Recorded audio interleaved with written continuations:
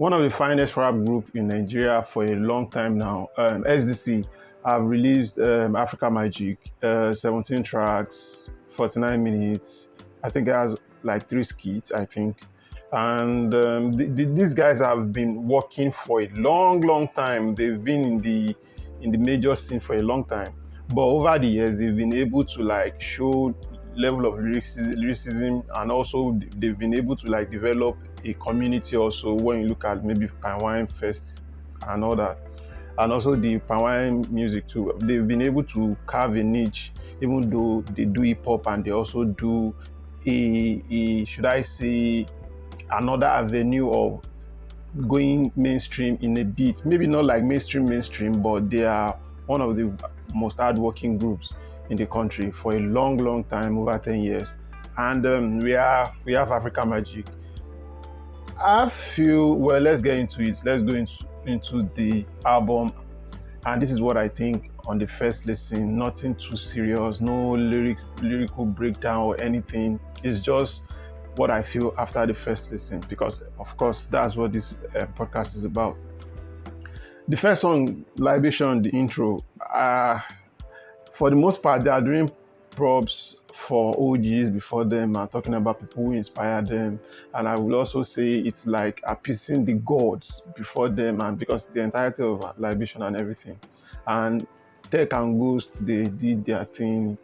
And yeah, I love it. I think I'm always a fan of how an album starts, and this starts really well. It gives a bit of Clone Wars when they go into it.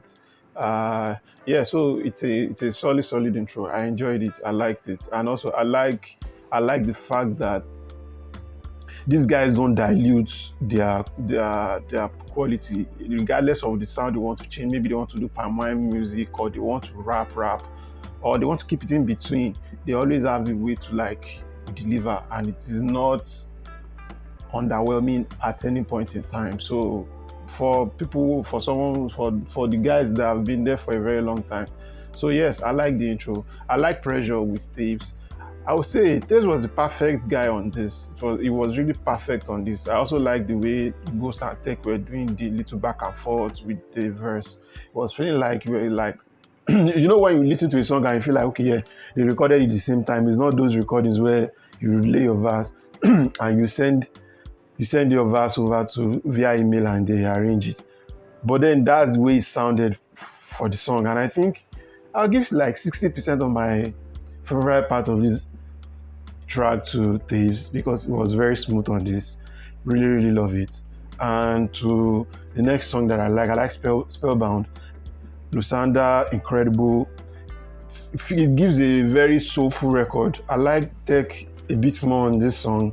His voice kind of like complemented Lusanda's voice a bit more. I mean, I would have enjoyed it without even Ghost on it, but Ghost also brought something different to it, because you could look at the sound of Lusanda and Tech's verse. I really enjoyed the song. Probably one of my favorite songs on the album. I like Small Chops and Champers and Champagne with Ajebota. I think Ajebota just lifted this song. It was a regular SDC song, SDC verse, but Ajebota just gave it that, should I say, real life comical delivery on the hook. It was just like perfect marriage. So I liked it. I like Bele featuring Winnie. I don't know how she pronounced her name, Winnie or Winnie, because she was actually given a chance to like own this song, and she just smashed it. She smashed it, and it felt like this is her song, and Ghost and Tech were like a guest on it. They just said, just do whatever you want to do. And also, I remember hearing her on Ricardo Banks' album.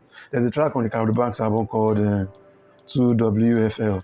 A brilliant song also. She's more into that. She could give you the reggae vibe, give you the Afrobeat vibe.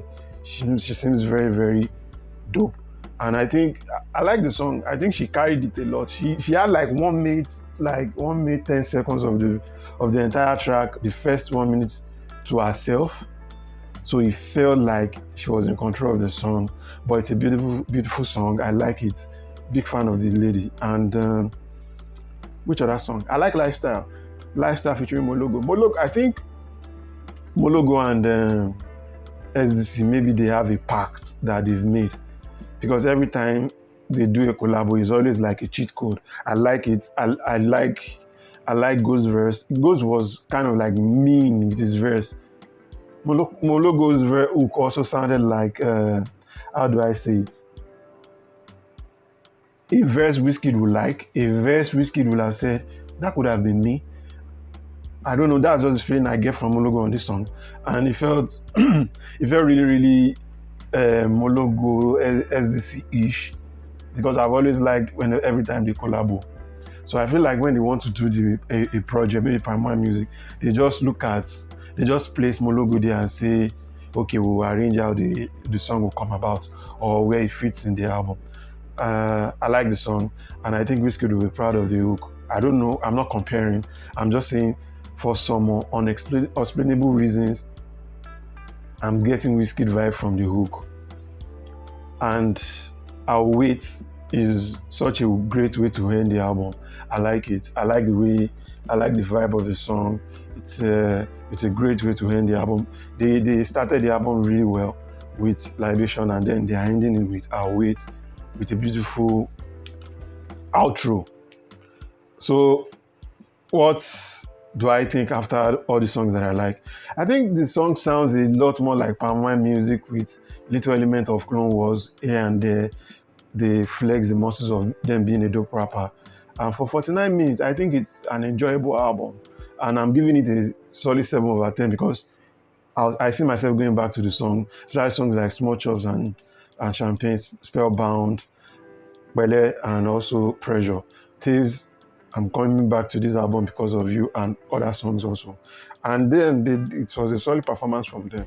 But then for the Afrika Magik title, I don't really see like Afrika Magik on it, except maybe the intro where they are paying tribute to a lot of people, and it's not just Nollywood, because the whole rollout and everything had that Aki and Popo whole Nollywood feel, even the artwork and everything. The only thing I would just associate with it were just maybe the skits, the interludes. I didn't really enjoy the interludes like that. For someone who has also been waiting for people to bring skits back, like when you listen to Two Face's first album, there were some skits there that I really enjoy, and I'm always thinking we could bring it back to actually there are some skits also on. There was a Joy Boy album, I think Body and Soul. I can't remember the album. It had Oliekun and some other skits, and I really liked it. But on this one, the skit sounded like agenda based, or maybe that's also the essence of the skit. But I didn't really enjoy it. It just felt unnecessary, but it's still a bit comical. Sure, maybe I'm just not getting the joke, or my sense of humor is dying. I don't know. But all in all, 7 over 10 album. I enjoyed it. I'll definitely go back to it. Here's what I think. Talk to you guys next time.